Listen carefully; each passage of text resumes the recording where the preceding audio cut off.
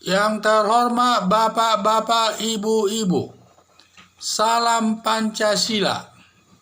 Bapak-bapak, ibu-ibu yang melihat video saya ini, tolong jangan lupa subscribe, likes, dan di-share. Sifatnya gratis. Saya akan mengomentari Ustadz Abdul Somad menghina film Korea Selatan dan India. Jadi sumber saya juga dari YouTube. Jadi ini Ustadz Abdul Somad ini sering juga menghina agama lain. Sebelum itu juga sudah pernah menghina agama Kristen yang disebut salib itu adalah jin kafir. Banyak juga yang tersinggung untuk itu. Ada juga dia menghina agama Islam aliran Syiah. Katanya kawin kontrak, boleh kawin kontrak. Dan juga kedua masalah itu, masalah menghina agama Kristen, salib itu ada jin kafir, dan juga aliran Islam Syiah katanya boleh kawin kontrak. Jadi itu sudah ada yang melaporkannya, tetapi tidak diambil tindakan sama polisi. Dan kedua masalah ini sudah ada yang melaporkannya ya, tetapi tidak ada tindakan daripada kepolisian. Sekarang dia baru ulah lagi, meminta jangan suka menonton film Korea Selatan dan India. Hal ini secara tidak langsung menghinanya. Katanya film tersebut film kafir. Jadi inilah saya lihat segala sesuatunya dikafirkan kalau tidak sejalan dengan agama Islam, dikafir-kafirkannya semua. Ini sama juga, ini perbuatan penghinaan pidana. Masuklah ini kerana hukum pidana, yaitu penghinaan, melanggar pasal 310 KUHP yang ancaman hukumannya adalah 9 bulan. Saya melihatnya Abdul Somad ini sudah banyak yang melaporkan ke polisi, tetapi tidak ada tindakan kepolisian. Saya juga heran. Sepertinya tidak ada persamaan hak di depan hukum itu. Dan juga saya lihat equality before the law tidak ada, persamaan hak di depan hukum tidak ada. Kalau orang lain menghina agama lain bisa dihukum. Nah, ini Abdul Somad ini sudah menghina agama Kristen, menghina agama Islam aliran Syiah, dan juga menghina film Korea Selatan, dan juga menghina film India, tetapi tidak ada reaksi dari polisi untuk menindaknya. Dibiarkan saja demikian. Karena dia sangat senang sekali mengkritik gitu ya.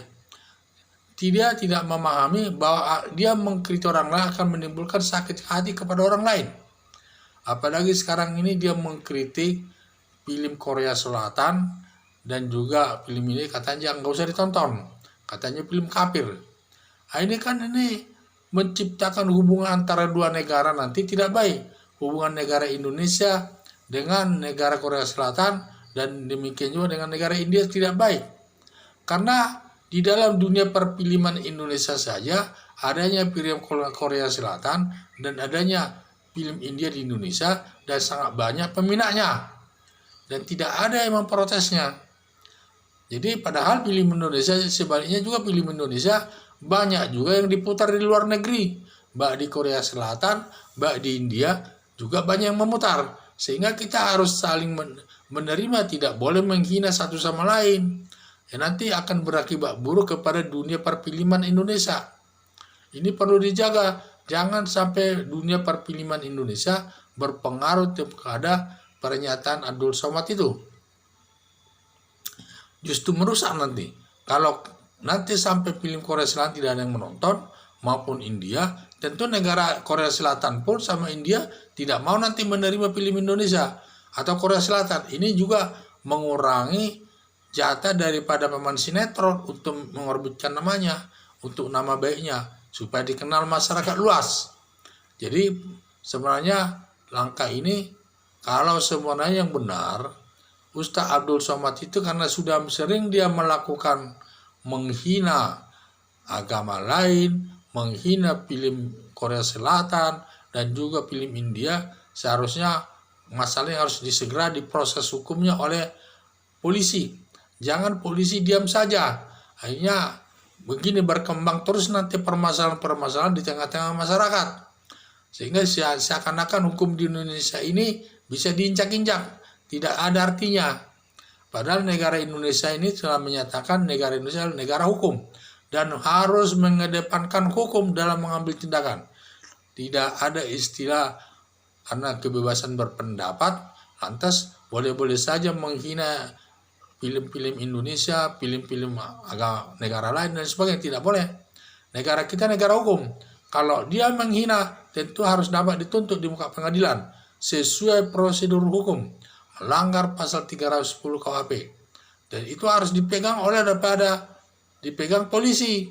Jangan polisi berpengaruh, kebebasan berpendapat. Kita harus menonjolkan kita itu adalah penegak sebagai negara hukum. Dan hukum itu harus dikedepankan dalam menyelesaikan masalah. Kalau memang ada masalah hukumnya, ya harus ditindak. Kalau tidak ada, jangan. Jadi sifatnya harus equality before the law. Harus ada persamaan hak di depan hukum. Siapapun yang menghina harus dihukum sesuai aturan hukum yang berlaku. Sekian dan terima kasih.